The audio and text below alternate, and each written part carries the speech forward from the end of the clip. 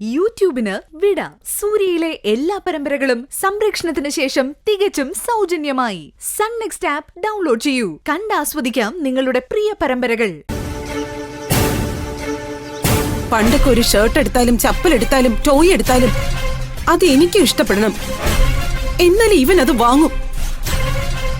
നമ്മുടെ മോന ഇപ്പൊ എന്നോട് ഇങ്ങനെയൊക്കെ പെരുമാറുന്നത്. ഇപ്പോ എനിക്കിഷ്ടമില്ലാത്ത ഭാവനയെ ഇവൻ ഭാര്യയാക്കാൻ നടക്കുന്നു. അപ്പോ എന്നെക്കാളും വലുതാ ഇവന് ഭാവന അല്ലേ? പക്ഷേ ഞാൻ അതിന് അനുവദിക്കില്ല. ഇതിന്റെ പേരിൽ ഇവൻ എന്നെ വെറുത്താലും എനിക്കൊന്നുമില്ല. എന്നാലും ഭാവനയെ ഭാര്യയാക്കാൻ ഞാൻ ഇവനെ അനുവദിക്കില്ല. ഇപ്പൊ ഞാൻ പറയുന്നത് പോലെ ഇവൻ കേട്ട കുറെ വർഷങ്ങൾ കഴിയുമ്പോ അമ്മ പറഞ്ഞതാ ശരിയെന്ന് ഇവന് മനസ്സിലാവും. അതല്ല, സ്വന്തം ഇഷ്ടപ്രകാരം ജീവിക്കുകയാണെങ്കിൽ എന്നെ ഒന്നിനും വിളിക്കണ്ട, ഇഷ്ടം പോലെ ആയിക്കോ.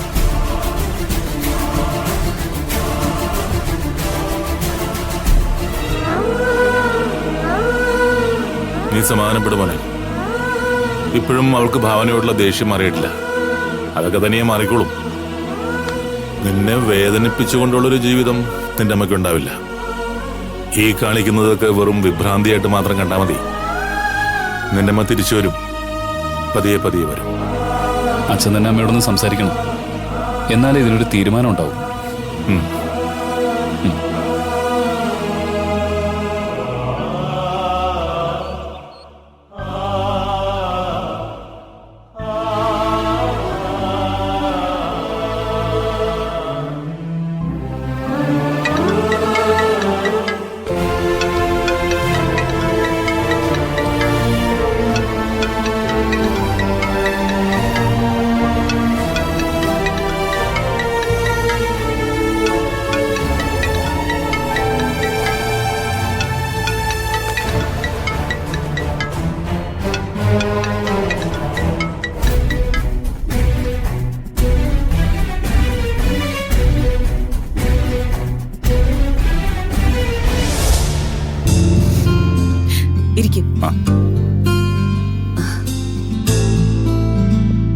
മാഡം, ഇനി സാറ് കാര്യങ്ങൾ പറയും. ജയനിർമ്മലയെ കുറിച്ചും ദേവദേവനെ കുറിച്ചും ഞാൻ ധാരാളം കേട്ടിട്ടുണ്ട്. ചേരുമ്പോ നമുക്ക് ചേരുന്നവരോടൊപ്പം ചേരണമെന്ന് വിശ്വസിക്കുന്നവനാ ഞാൻ. അതുകൊണ്ടാ ഇങ്ങനെ ഒരു ബന്ധം ഈ രാമൻകുട്ടി കൊണ്ടുവന്നപ്പോ ഞാൻ മകളോട് സംസാരിച്ചത്. നേര് പറഞ്ഞ ഞാൻ പോലും പ്രതീക്ഷിക്കാത്ത മറുപടിയാ എന്റെ മകളുടെ ഭാഗത്തു നിന്നുണ്ടായത്. സൂര്യയെ എന്റെ മകൾക്ക് ഇഷ്ടമായെന്ന്. വിവാഹമേ വേണ്ടെന്ന് പറഞ്ഞു നിന്നവളാ എന്റെ മകൾ വിഷ്ണുമായ. കുടുംബത്തിലുള്ള എല്ലാവരും പലതവണ പറഞ്ഞു നോക്കിയിട്ടും ഫലമുണ്ടായില്ല. എന്തോ വിവാഹത്തോട് അവൾ എതിരായിരുന്നു. പക്ഷേ സൂര്യയുടെ ഫോട്ടോ മകളെ കാണിച്ചപ്പോ ആ നിമിഷം അവൾ സമ്മതം മൂളി. അതിന്റെ പ്രധാന കാരണം സൂര്യയെ മകൾക്ക് നേരത്തെ അറിയാമായിരുന്നു. ബോക്സിംഗ് ചാമ്പ്യനായ സൂര്യയെ അവൾ പലപ്പോഴും പരിചയപ്പെടാനും ആഗ്രഹിക്കുന്നുണ്ടെന്നും പറഞ്ഞു. കുഞ്ഞുനാൾ മുതലേ അവൾ എന്താഗ്രഹിച്ചാലും ഞാനത് നടത്തിക്കൊടുത്തു. അതുപോലെ ഇന്ന് അവൾ എന്നോട് ആവശ്യപ്പെട്ടത് ഇവിടുത്തെ സൂര്യയാ. ജയനിർമ്മല എന്തു പറയുന്നു? എന്റെ മകൾക്ക് വേണ്ടി സൂര്യ ഞങ്ങൾക്ക് തന്നൂടെ? എന്റെ സമ്പാദ്യമെല്ലാം എന്റെ മകൾക്കുള്ളതാ. അവള് കഴിഞ്ഞേ എനിക്ക് മറ്റെന്തുള്ളൂ. ഇനി ജയനിർമ്മലയ്ക്ക് എന്ത് ഡിമാൻഡ് വേണമെങ്കിലും പറയാം. എന്തിനും ഞാൻ തയ്യാറാ. ജയനിർമ്മല നല്ലതുപോലെ ആലോചിച്ചിട്ട് മറുപടി പറഞ്ഞാൽ മതി. പക്ഷേ പറയുന്ന മറുപടി നോ എന്നാവരുത്. എന്തു പറയുന്നു? എനിക്കൊന്ന് ആലോചിക്കണം. ഓക്കെ, സമ്മതം. പക്ഷേ മറുപടിയും സമ്മതമൊന്നും മാത്രമായിരിക്കണം. അപ്പോ ഞാൻ നാളെ വിളിക്കാം. ഓക്കെ? ഓക്കെ, ശരി.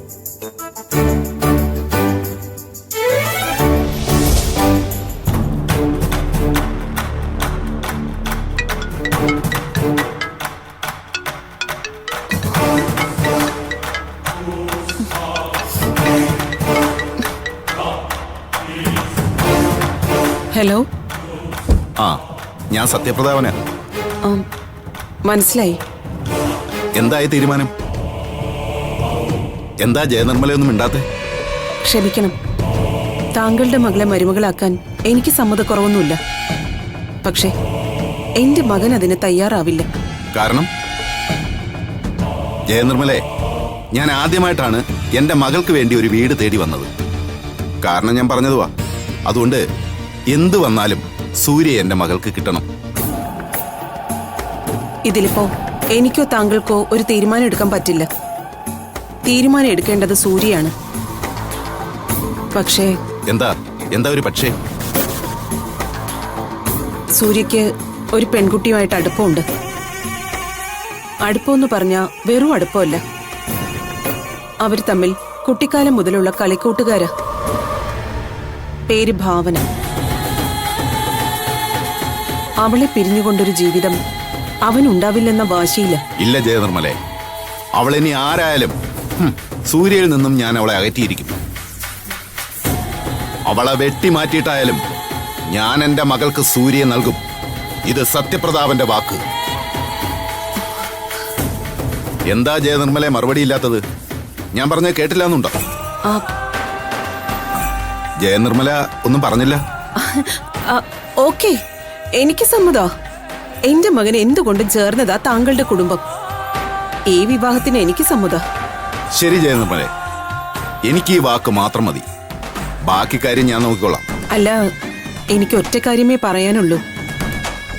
ഭാവനയിൽ നിന്നും സൂര്യ അകലണം, എന്നേക്കുമായി. അതിനാണോ പ്രയാസം? അക്കാര്യം എനിക്ക് വിട്ടേക്കേ. എന്നാ ശരി, വെക്കട്ടെ. ഓക്കെ. ഓക്കെ.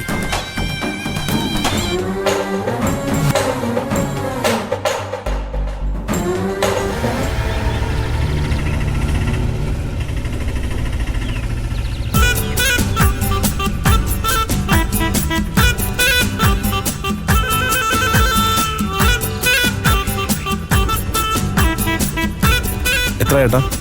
100.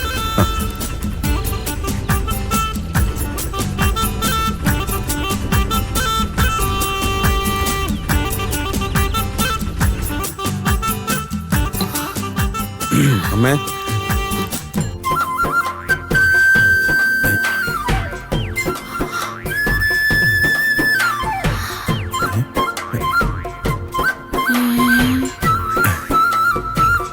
മായേ, ഭാവന, ഇതാരാ വന്നേക്കുന്നെ നോക്കി.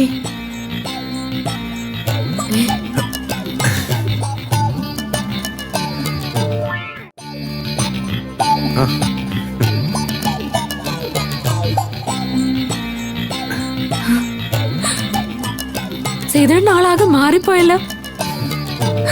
സത്യം സേതുട്ട, ഇതെന്തൊരു ചേഞ്ച് ആയത്. തിരുപ്പതി ഭഗവാന്റെ നടയിൽ പോകണമെന്നൊരു ഉൾവിളി ഉണ്ടായിരുന്നു. ഇപ്പൊ ആഗ്രഹം അങ്ങ് നിറവേറ്റാൻ സാധിച്ചു. ഇപ്പൊ മനസ്സിനും ശരീരത്തിനും വല്ലാത്തൊരു സുഖം ഉണ്ടമ്മേ. ഏട്ടാ,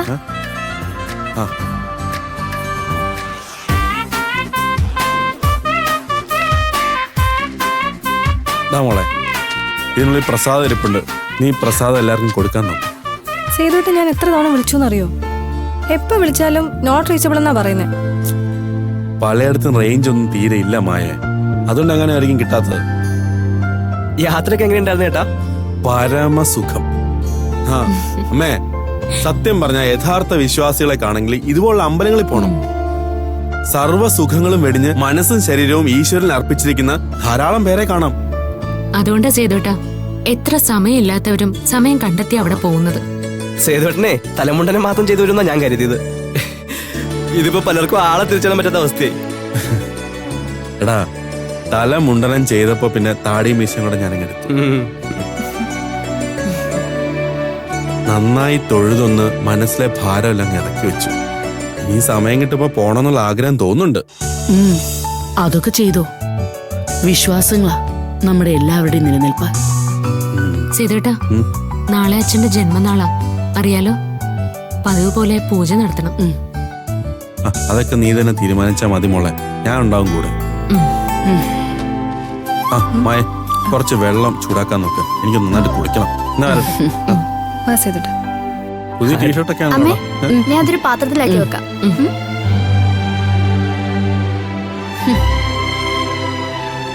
അതേ സംഭവമൊക്കെ കൊള്ളാം. എനിക്കിവനെ കണ്ടപ്പോഴേ ആ പഴയ പടത്തിലെ ശ്രീനിവാസനെ ഓർമ്മ വന്നത്.